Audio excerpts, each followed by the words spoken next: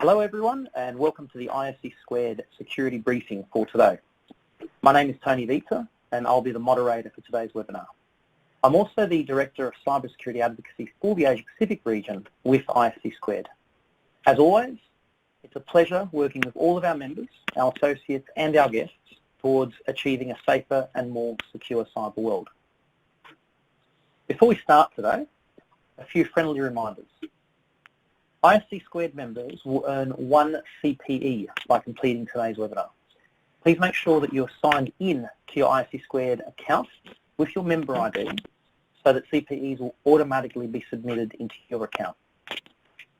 Please feel free to ask any questions that you may have today through the chat box window as part of the Bright Talk window here. Questions will then be addressed during the Q&A session at the end of the presentation today. At the end of the session, you can also rate the webinar and leave comments. We always welcome feedback. This allows us to improve what we offer you going forward. And finally, if you have not updated your email preferences to opt into receiving updates, please click on the link in this webinar to be able to update your personal preferences. If you have any questions, as always, please reach out to us. Today's briefing is titled Security Meets Convenience, How to Use Your Mobile as a Strong Authorization and Authentication Tool.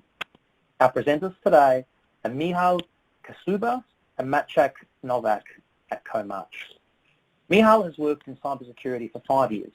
He specialises in identity management, strong authentication, security audits and penetration testing. Maciek is a mobile app developer turned IT security specialist. With a particular interest in cryptography, he focuses on multi-layer authentication and advanced cybersecurity solutions and services. It's my honour now to introduce Michal and Maciek. Gentlemen, over to you. Thank you, Tony. Good afternoon, good evening, or good morning, depending on where you are right now. It's our pleasure to talk to you today from Krakow, Poland. Our today's topic is how to use your mobile as a strong authentication and authorization tool. Our talk will be focused on knowledge and experience based on nearly 2 decades of dealing with strong authentication, financial transaction signing, and authorization.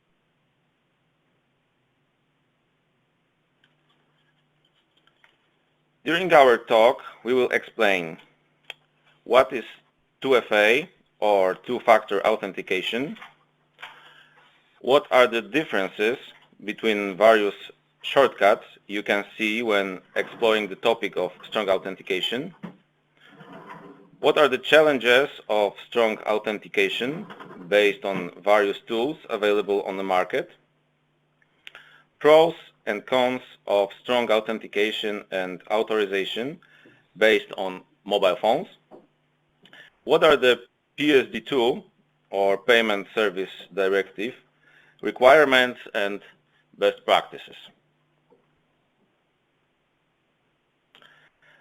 Quick introduction to company we represent. Comarch headquarters is located in Poland, Europe. Our clients are on 100 countries on 6 continents. Our company is publicly traded on Warsaw Stock Exchange. However, most of shares belong to our CEO and founder, University Professor Janusz Filipiak. Our offices and data centers are located on 5 continents, and currently we are about to open our newest office in Australia. Majority of employees are located in our headquarters in Krakow, Europe. However, we also expanding local teams to be as close as possible to our clients. Just to let our viewers know, Comarch portfolio is very diversified. Our company provides solutions to companies around the world and to nearly every industry. In Comarch portfolio of products, there are also products of from area of cybersecurity and strong authentication.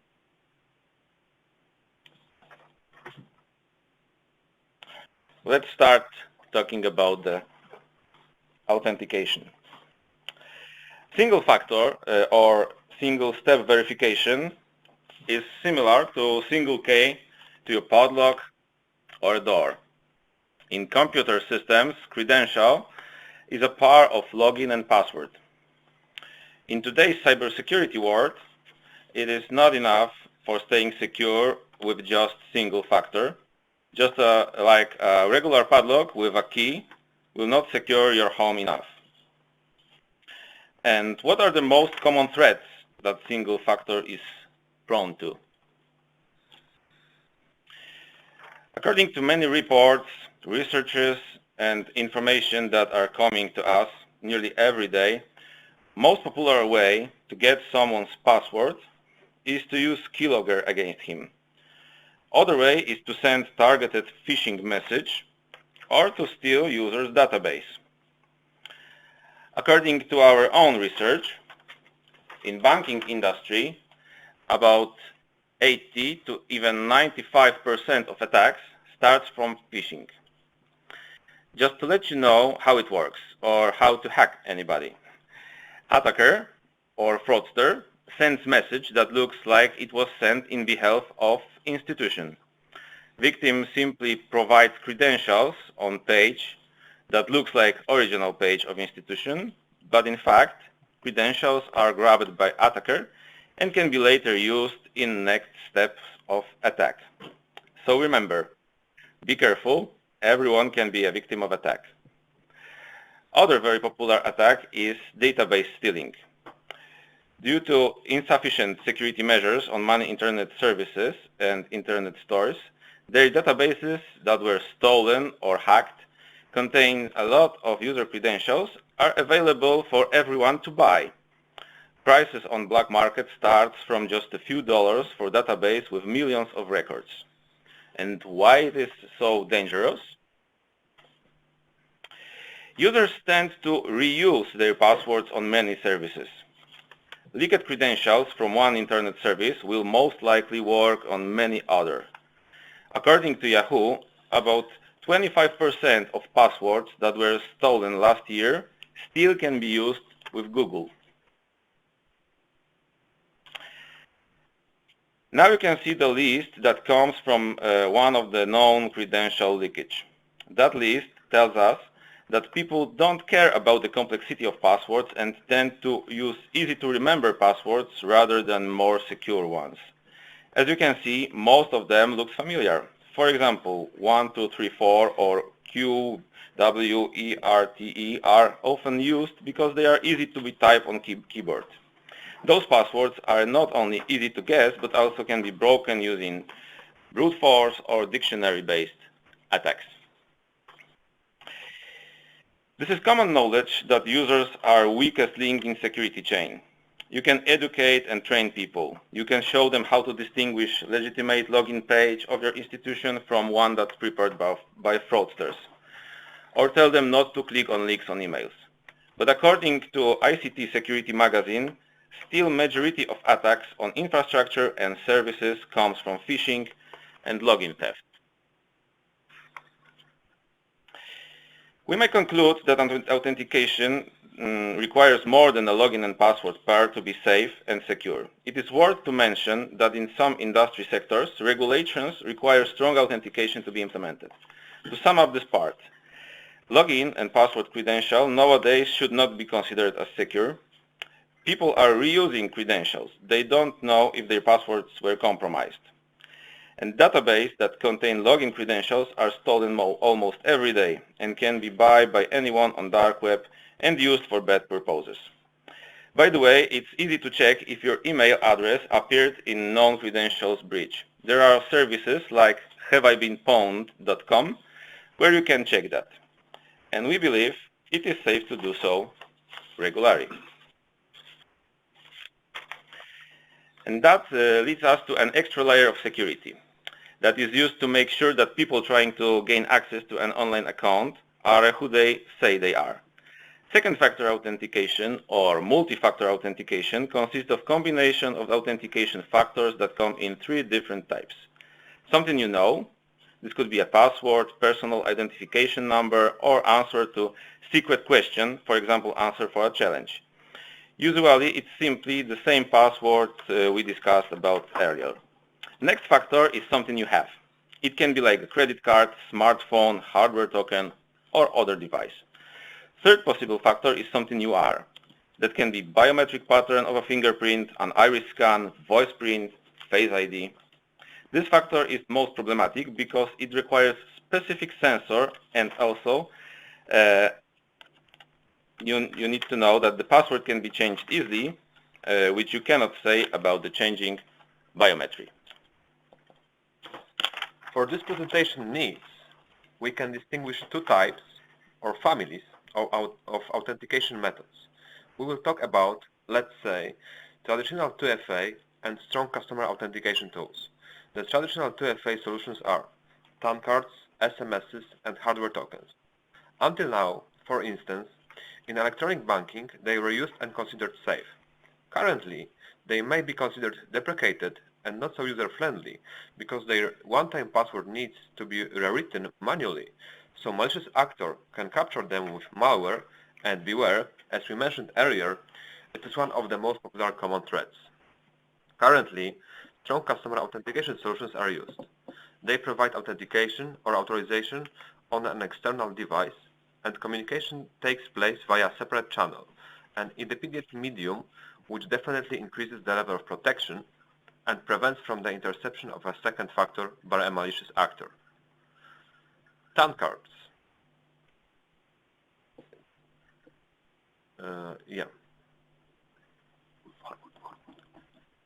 PAN cards, one of the oldest solutions that are now becoming forgotten.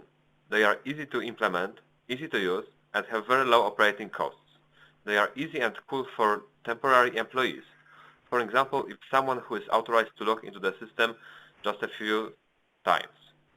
The problem with PAN cards is that they are easy to lose or copy, and in banking environment, the biggest issue is that there is no connection between the transaction and the code because they are just static codes. They are not protecting against such attacks like phishing, man-in-the-middle, transaction manipulation, or compromised credentials. Hardware OTP token. Oh, they are very popular. In their times, it was the most popular second factor solution. Still, they were great for their niche and simple applications. They are mostly used in VPNs, privileged access control environment, Active Directory, or log into internal networks. Again, coming back to banking industry, if they are used to authorize transaction, the code is unrelated to the transaction and the numbers can change when rewriting. They can be difficult and expensive to distribute and pair on a large scale. They are not protecting against attacks like phishing, man-in-the-middle, and transaction manipulation. Hardware Pinpad Token. They are considered to be secure devices, and finally, for banking industry, the code can be associated with the transaction. This is like external secure keyboard. But unfortunately, user experience is very poor. You need to have a large device in your pocket. It can be called mobile, but they can be called expensive. The display data is also hard to read, especially when we do many transfers in a short period of time. And also, we in Comarch have discovered that this type of device needs about 40 taps per one authorization in challenge response scenario. Hardware digital signature tokens. They are considered to be secure tools, which are difficult or impossible to copy. In banking industry, the code or rather signature they generate is associated with the transaction. Digital signature tokens mostly support convenient USB communication and can be used with desktop computers and laptops. Usually, this type of solution are based on PKI, so asymmetric key pair is generated on the secure element inside the device, and those keys are used for digital signing. The signature is verified on the server side, and if it's correct, operation or authentication will be performed. This type of signing can be used successfully also for authorization. Smart cards along with reader, can be considered as some flavor of cryptography token. It only comes in different enclosure. But hardware digital signature token is an additional external device only for two-factor authentication, which is incompatible with mobile devices and requires installation of additional software, poorly working with browsers and having troubles with communication between web browser and the device itself. Mobile token. This is actually the most convenient solution. It is very effective and does not require any additional equipment except of user's own smartphone. In banking industry, it has support for transaction-related codes, so it's comparable to most secure hardware tokens. Software token can work with any platform, both desktop and mobile. Cost of the solution is usually low and it's easy to distribute because it can be installed as any other application from Google Play or App Store. It can conveniently display information about operation to be performed. On the downside, it requires setup and pairing process needs to be done in a secure way. Application itself should be properly developed by security-oriented team of developers. Application requires some storage on the device we use for private purpose. There is a trend to collect as much metadata as is possible in order to provide even more secure and user-convenient mechanism like continuous authentication that can also benefit from artificial intelligence. But in this case, user can be afraid that external application has a lot of permissions and collects way too much personal data.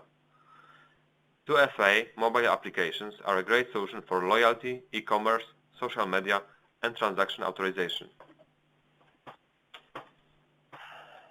Now I would like to discuss the advantages and disadvantages of 2FA tools. So the first basic disadvantage. If you lose your second factor device, it can be a dramatic experience. You are in the same situation as the hacker who bought your login and password on darknet for less than $1. How can you prove that you are the real user? Proper procedure needs to be in place. It makes no sense to reinvent the wheel. You need to reach for expert knowledge and battle-tested security practices. In each of previous cases, we have shown that there is an additional cost, smaller or larger.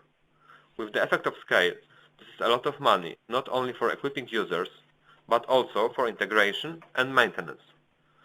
2FA requires additional components on the system side that will check the various factors, and these channels must be additionally maintained. The good side is a significant increase in security and a significant impediment to the work of attackers. As mentioned earlier, if you are having two-factor, you are not in position like the hacker who bought your logins on the darknet for a small amount of money. Some of two-factor authentication tools have a weak user experience, but it's worth to mention that modern solution can not only be comfortable, but also almost pleasant. What's more, you can set scenarios in which we can completely move away from the passwords, and we will discuss it a bit later.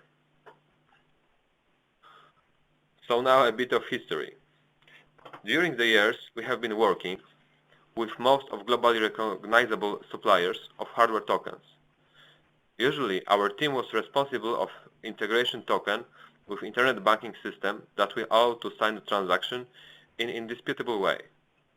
Most demanding challenges was to provide a reliable and secure way to communicate between internet banking application that runs in web browser and cryptographic device connected via USB to user workstation. Due to lack of standard on that field, custom software was developed, firstly as a browser add-on, separately for each browser available on the market, and then as a service based on core technology that runs in background on operating system. OTP tokens are change response tokens that look similar to pocket calculators. They were less challenging in terms of integration. On the other hand, they have other downsides that were discussed a few minutes ago. Around a decade, Around a decade ago, first biometric solutions appeared. They were using match-on-card technology. It was card reader with fingerprint scanner, where template of user fingerprint were used instead of PIN. So it was two-factor authentication solution that consisted of something user have, smart card, and something user was, fingerprint. For many years, hardware tokens and cryptographic cards were considered as best combination of security and user convenience in internet banking application. Now, it tends to be altered by mobile tokens. History of mobile solution. Mobile tokens are not as new as some might think. The market has been developing them for about 20 years, and Comarch has contributed to this development. Software tokens were firstly developed as an application for selected Java-enabled mobile phones. Then, after appearing of first smartphones, software tokens were evolving to be more user-friendly and easy-to-use solution. The biggest challenge was to safely store cryptographic seed that is fundamental to generate authentication and authorization codes. In the world of security, every producer wants to be modern and invents his own nomenclature in which you can get lost. So what are the differences? 2FA stands for two-factor authentication. To comply, you need to choose two different factors from three categories. For example, from something you know, you can choose password, and from something you have, token. Two-step verification is when you choose two the same factors from one of three categories. For instance, from something you know, you will use PIN plus password. Two-step authentication is basically the same as two-step verification, so it can be misleading. Multi-factor authentication is when you choose two or more factors from at least two of three categories. Something you know, PIN, plus something you are, for example Face ID, and something you have, like a mobile token. Two-step verification merely expands single-factor authentication by requiring two distinct verification occurrences of one authentication factor. Two-factor authentication requires two of them. Each falls under a different category of credential. The conclusion is, depending on the source, you can come across different terms for the same thing, and the border between them is fluid. From a security point of view, it is more important how many channels you use and their ability to use an out-of-band channel. The market offers software solutions that replace hardware tokens. Some are paid and licensed, and others are free to use. Most of them are based on OAuth TOTP, which stands for time-based one-time password. The main challenge here is how to safely store secret on multi-purpose device. But secret, I mean cryptographic seed or other credential. In the past, one secure way was to link the secret to user-entered PIN. Importantly, the PIN should not be checked on the mobile device side, but on the server side, to avoid brute force attack on PIN. Today's smartphones allows us to store secure and cryptographic material in the secure element. More advanced software token solutions offers also encrypted communication with backend, real digital signature for document signing, and other security extensions like real-time user behavior analysis and environment monitoring. If we have more than one factor, this is difficulty not only for the attacker but also for the user. Therefore, we should try to make it maximally convenient for the user. The cost of good solution can be high, but if we partially transfer it to the user who buys his dream phone, the rest is paid by the institution that implements the 2FA solution. Some physical factors require additional drivers. It is another dimension of complexity for deployment, support, and maintenance, which not only affects complexity, but also costs. Backup. There are solutions that provide backup options that should be properly implemented, so that the loss of a token does not result in a loss of availability. The implementation of backup scenario should be done so as not to cause security vulnerabilities. Implementation are time and resource draining. it can be difficult to balance an MFA implementation with existing priorities and can be problematic to fit into budget. Methods differ, for example by strength, and each method has its own security risks. It is very important to understand these risks and provide the right level of mitigation. A mobile token does not have to be just a simple successor of hardware token, but it can bring additional quality and facilitate the use of crowds of users while maintaining a high level of security. Thanks to the fact that it is a separate device with internet connection, it can be used as an out-of-band solution. In a few clicks, it can help logging in and authorization, also with the use of biometrics, and in particular make the solution passwordless. What's more, you won't have to write anything, so that means that nobody can grab your credentials. It doesn't matter if the attacker is in the browser or in the middle. Unlike hardware token, user does not need to carry an additional device or worry about matching the ports and USB cables or workstation configuration and policy. He or she uses something that is always nearby and is familiar with. The current trend on the market should be that using this solution should give the best user experience while maintaining a high level of security, which is a priority. In addition to authentication, modern solutions have functionalities to support the user. For example, a voice assistant to help to navigate through the application during authorization and authentication process. The assistant should help while reading the code or transfer data details. Most often, the device uses strong cryptography and communicates with the server through a secure channel. Critical user data, such as cryptographic keys, credentials, and passwords, are stored in TPM, secure element, or encrypted memory on the older devices. Usually, the solution should also protect against cloning and provide screen information integrity check. In simple words, this functionality is called "what you see is what you sign."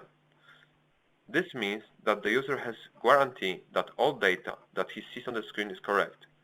For user, this is also the last moment to reject operation if the transaction has been changed by the attacker, and it doesn't really matter if the operation is authorization or authentication.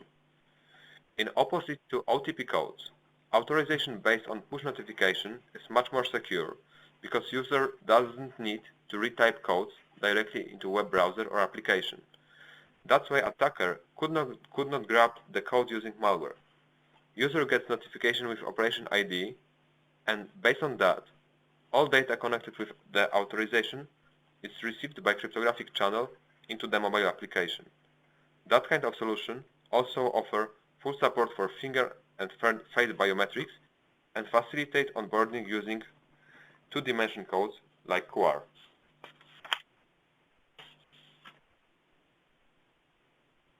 Self-monitoring is an element of anti-tampering mechanism that allows detecting anomalies and modification of the operating system, such as jailbreak, root, simulator, etc., to limit the possibilities of hackers to perform reverse engineering or improper use of application. Some banking institution requires that software token will not root at all if there is an access to root account on device. Some other requires to turn on screen lock mechanism before software token can be paired with user or account.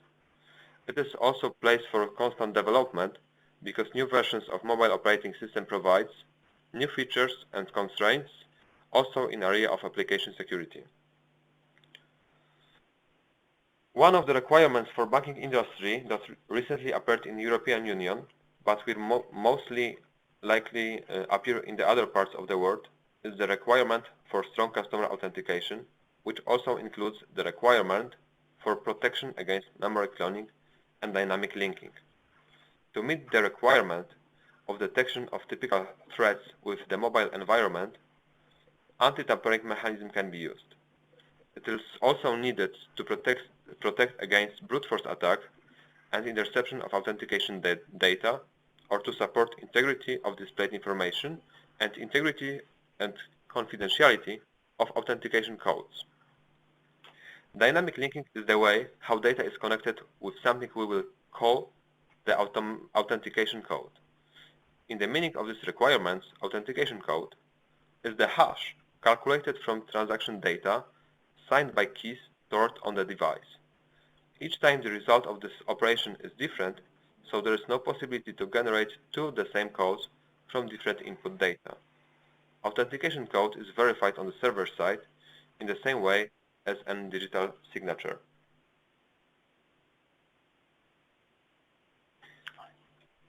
Software token, before will be used in conjunction with user account, needs to be activated during onboarding or pairing process. Modern solutions give many possibilities for secure onboarding. Final solution depends on business logic on the institution side. There are a variety of possibilities. One of the most convenient is the QR code, which appears on the computer screen and needs to be scanned using smartphone camera. It usually contains some static vector or part of cryptographic key. Another one is an email, which the user receives an activation link and needs to click it, which is the most convenient form of onboarding in the mobile-to-mobile option. The SMSs allows to send the OTP code that the user enters into the application. Paper print is an older form of authorization, but it is still used in financial institutions because it can be considered itself as a second factor. The data needed for onboarding is sent directly to the user's address. IVR is similar to SMS, but you usually need a phone call to hear the voice code. KYC, or Know Your Customer, is a modern form of onboarding through the internet that uses the camera image to verify if the user uses his own document ID. So, we shouldn't remember our passwords anymore. Right now, we have to forget about passwords at all. We can go passwordless, at least at some scenarios. In today's mobile token solutions, using biometrics can securely confirm the user's identity. Today, mobile application is enough to offer high security level and very well user experience. This market is changing every year, and also every year new solutions are much more transparent for end users. Nowadays, most modern platforms uses 2FA with continuous authentication to reduce user involvement during authorization process. This is very important aspect for business because business needs simple solution and happy users. Happy user is the user that doesn't need to think about his security too much. To sum up, today, like never before, we can securely authenticate without the use of additional devices. The only thing we need to keep in mind is security, that the application will work when it's necessary. From the user's point of view, the best part is that you can pull a high level of security out of your pocket. Thank you, Tony. Over to you. Fantastic. Gentlemen, thank you so much for your presentation. So what we have now is we have time to go through some questions that you may have. So to the audience, for those of you who have been listening, you are able to ask questions that you may have from today's presentation in the chat box window that is provided. There are a number of questions already have been asked, and I'll go through those. But if you do have any questions, now is a great time to be able to ask those. So, gentlemen, let's start off with some of the questions that have come in. The first question here is a comment from one of the audience members leading to a question. So, the questioner asks, SMS is not a safe way for multi-factor authentication anymore because the attacker can steal user phone numbers, for instance, quite easily from a telco, or they could potentially clone SIM cards and the like. What would be your recommendation to make this more secure? Yes, it's a very good question. One of the common threats today is an attack which is called SIM swap. It's an attack where attacker physically came to a point of sale of telco company and using some fake document or any, for instance, it can be also done, as far as I know, with a business card, and attacker just ask the salesman, hey, my name is John Smith, I lost my SIM card, please make a duplicate for me and give me that duplicate. And it turns out that sometimes it works. It's because the salesmen are focused on making a business. They have some KPIs, and this clone of SIM card, the duplicate of SIM card, is just bothering them. So they just try to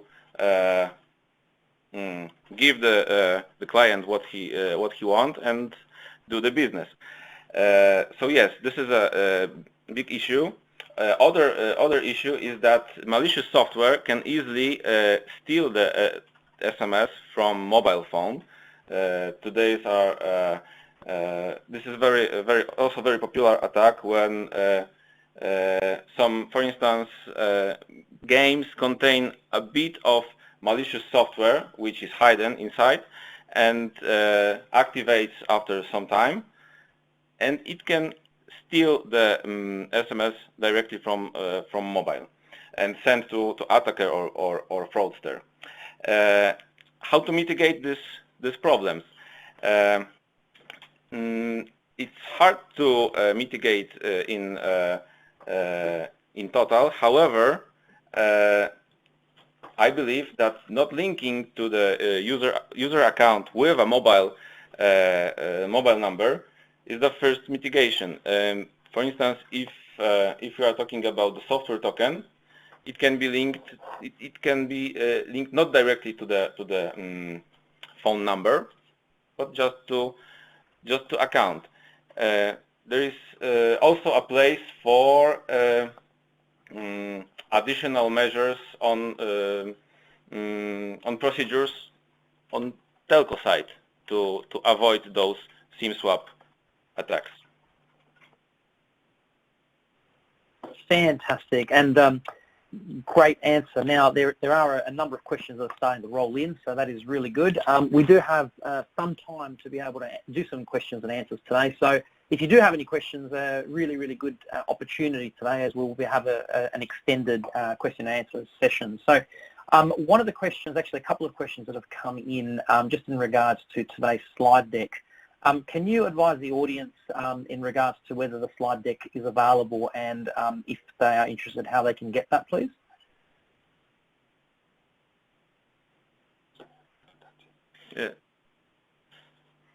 Yeah, I believe the presentation can be available or can be shared with audience for sure. All right, fantastic. All right. So another couple of questions that we have here is, can you explain how digital signature authentication works, please? Yeah, how digital signature authentication works. It works very similar to digital signature itself when we are signing a transaction. So it works usually, the most common general scenario is that when we have pair of keys, private key and public key. Private key, it's a secret. We store it on secure element, ideally. During the authorization process, we can sign some nonce that is generated, for instance, on the server side. Server side generates some nonce, sends it to the, let's say, mobile phone or a digital signature token. It can be signed as any other transaction using private key and send back to the server.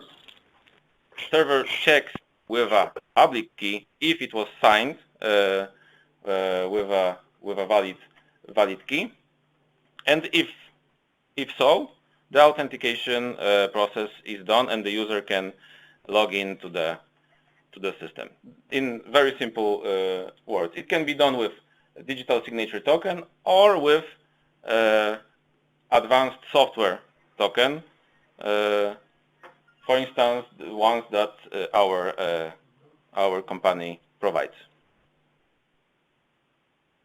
Great, thank you. And a subsequent question, can you advise of any mobile apps that are available that the questioner can start using for two-factor authentication by integrating with their systems? Mm-hmm. Yes, there are a lot of available on the market mobile applications that works with this TOTP algorithm we mentioned during our talk, which is also the server side is also available freely because it's internet standard, in fact. So both sides is available as an open source and can be implemented for securing the specific system. However, if there is a need for some support and integration, maintenance, and so on, there are a lot of institutions that provide that kind of solutions also with commercial support. One of those institutions is obviously Comarch we represent. So please contact us for more details about that. Great, thank you. Really good. Keep going with some questions. The audience is really engaged today. So, where can we read and understand, this is another question, where can we read and understand on how this mobile authentication implementation, which protocols, which security controls and procedures are implemented to achieve this? Can you advise? Yeah. Yeah, most of the applications, we believe that most of them rely on industry standards, and most of the vendors can provide that information on request if you are interested seriously on specific solutions. So there are some white papers and case studies on websites of the vendors, which explains the internals of the proposed products. In case of what we offer, we can also send this information. I believe also on our website some information can be found about how does it work and why is it secure. In security world, there is one rule that shouldn't be broken. Don't try to find out your way to make a cryptography. It should be done in a way that industry approves to be secure. So yeah, following the industry standards, it's the main rule that should be not broken here. Great. Now, there was just a question from one of the audience members asking what UX friendly stands for, and that would be user experience friendly. So just to clarify that one there, that's an easy one That's for right. you. Yeah, so next question. So the major challenge with any multi-factor authentication solution is to integrate it with existing applications. Is there any common framework or guideline in the area of integration, please? Yeah, it's a very good question. It's something we face almost every day. In the past, the common way to integrate was the radius protocol. So the application, for instance, VPN asks radius server of if the provided second factor is valid and connected to specific user. And sometimes it's still a good way to do it. So integrate using radius protocol. However, in more sophisticated scenarios where not only authentication is in case, but also authorization or transaction signing, there is, as far as I know, there are no common standards, and integration needs to be done case by case. However, currently with those REST API and web services, it's not that tough work to integrate. However, the system that will be enriched with the second factor needs also be prepared to this second factor. So if there is no such option from the scratch, some development needs to be done also on the side of this business application. Excellent. Thank you for that. The questions keep coming in. This is a good, interesting topic. The major challenge, hang on, we've done that one there, our apologies. In mobile authentication approach, what is the scope of work for the security team and for the development team? And is it more driven by the development?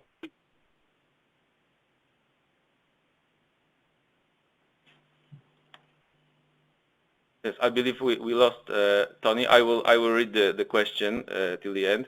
In mobile authentication approach, what is the scope of work for security team and development team? Is it more driven by development team to consume these apps? What security teams need to do in this? As I mentioned before, the security of applications specifically on that area should rely on industry standards and proven algorithms, and has no security background, and there is no security team involved in development process. It can be an issue that development team will tend to do some non-standard way, for instance, cryptography in a non-standard way, which usually leads to some security gaps. So security team during the process of development and then on the process of testing, for instance, penetration testing, should be involved in this area to avoid those security breaches and to avoid open security gaps, which may lead to lowering the security level of the whole solution rather than making it more secure. Great, thank you. Folks, I do apologise, my phone dropped out while I was asking that question, but I did want to thank you for picking up where we were at with that. So I do apologize, big apologies, I don't know what happened with my mobile phone here.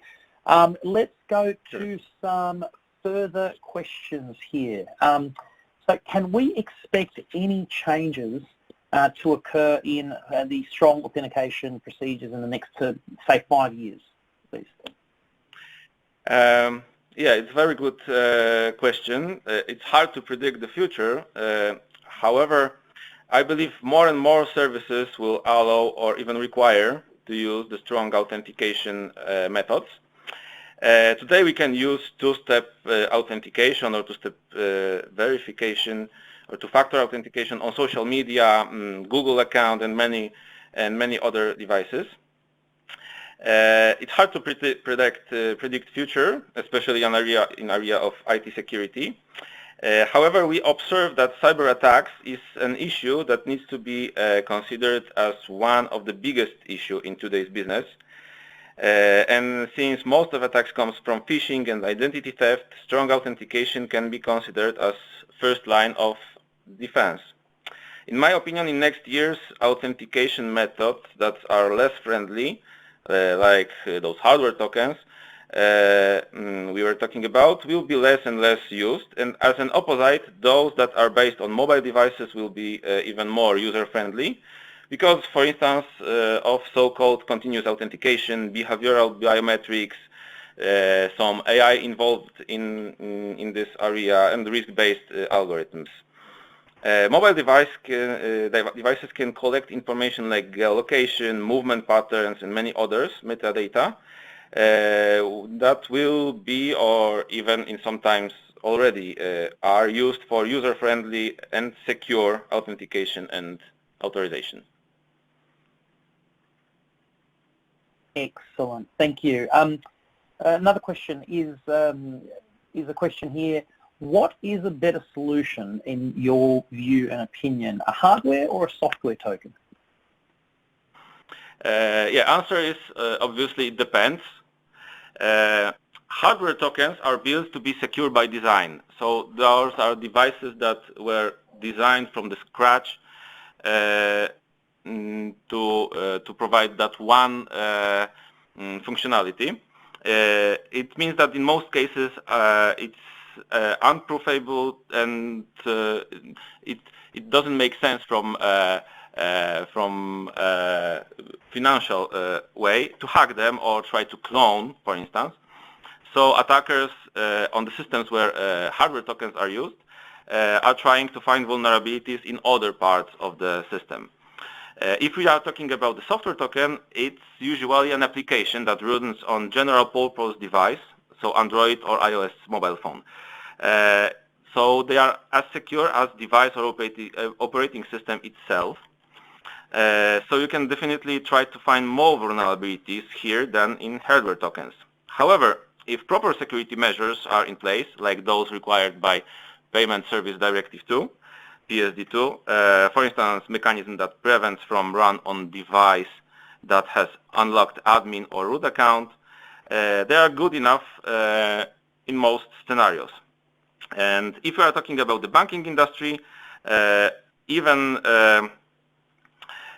software, if we are not talking about the banking industry, so in other places, because in banking industry there are regulations and other measures. However, if we are not talking about the banking industry, even software tokens that are available as free apps, they are usually worth to be used as a second factors, and also server side can be available without additional cost. And if there is no cost, it's excellent price for strong authentication. Excellent, excellent.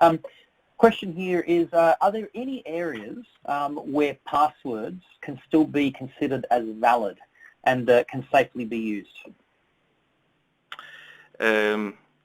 It's my opinion. The biggest issues with the passwords is that they can be stolen and used without the knowledge of the legitimate user. Sometimes even administrator of the server doesn't know that the password database was stolen. So ideally, to answer that question, for the specific system, risk assessment should be performed. For instance, what attacker can see and do after logging to the system with grabbed stolen credentials. It can be, for instance, user personal data that should be especially protected. So, yeah, there is not one good question for that. But to be realistic, passwords are and will be used as the only authentication method in most systems. But since strong authentication methods are more and more convenient and they are costless every day, costless than ever before, so popularity of two-factor authentication should increase. Me personally, I'm trying to enable two-factor authentication in every system that provides that functionality, and this is what I highly recommend to everyone.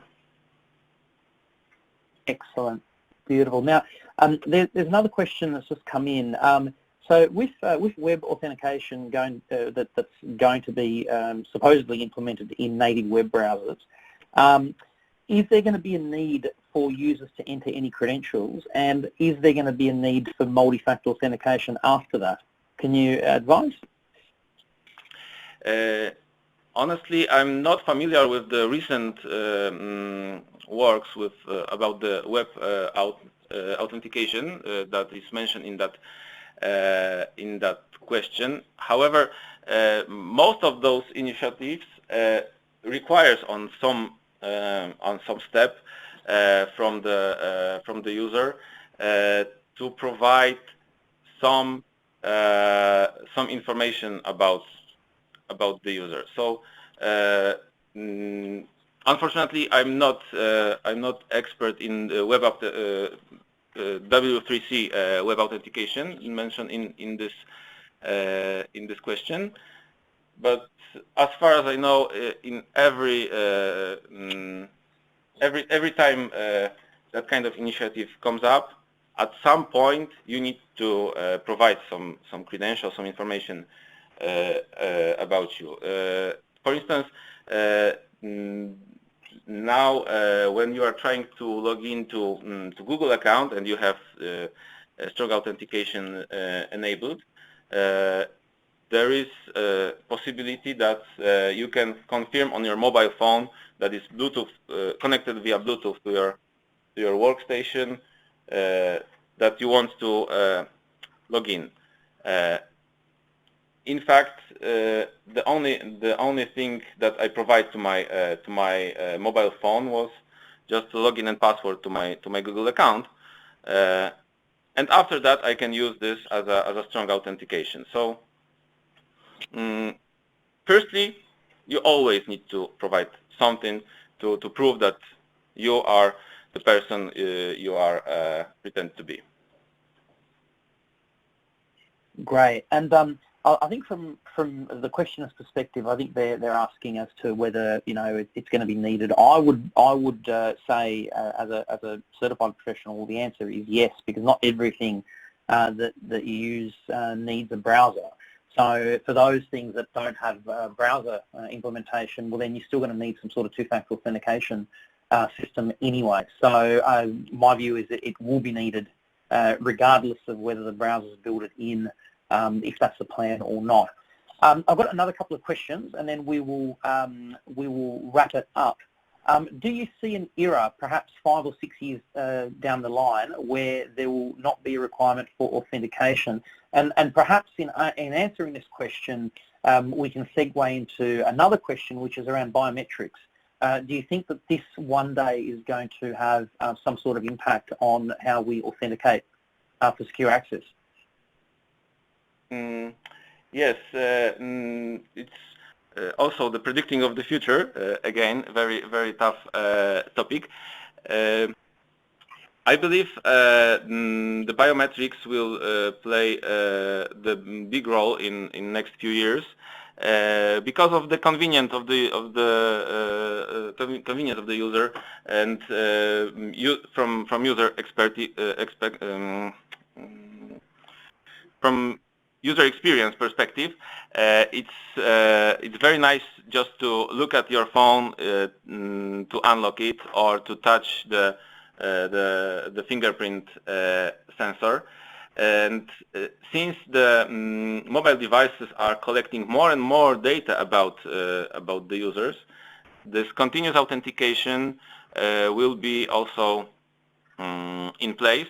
But again, at some point, at the very starting point, you need to provide some information about you, in order that system will know that you are the John Smith and not the other person. So yes, in some areas this authentication will be done under the hood without the user interaction, I believe. Great, thank you so much. So with that, we'll now wrap up. Michal and Maciek, thank you so much for the presentation today. It's been a fantastic presentation, and it's seen a very high level of questions and engagement, which is really a testament to what you presented. And tough times such as today in the cyber world do call for very tough security measures. And to become secure enough, you really do need strong authentication. Today's webinar has given us a great insight into the history of two-factor authentication, its best use cases, common security problems with mobile applications, and of course best practices.